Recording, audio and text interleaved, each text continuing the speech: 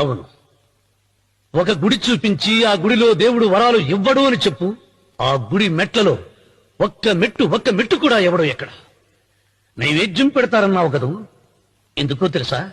పెట్టిన క్షీరాన్నాలు, దద్దోజనాలు, పులిహోరాలు మనం మెక్కుతామని తెలిసి, అదే దేవుడు తింటాడని తెలిస్తే శనగ చెక్క, ఒక బెల్లపు ముక్క కూడా పెట్టరా.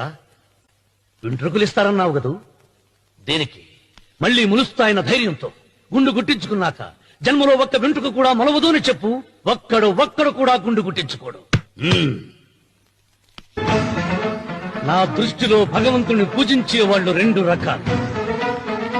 భయంతో కుదురు చేసేవాళ్ళు, ఆశతో మొక్కేవాళ్ళు.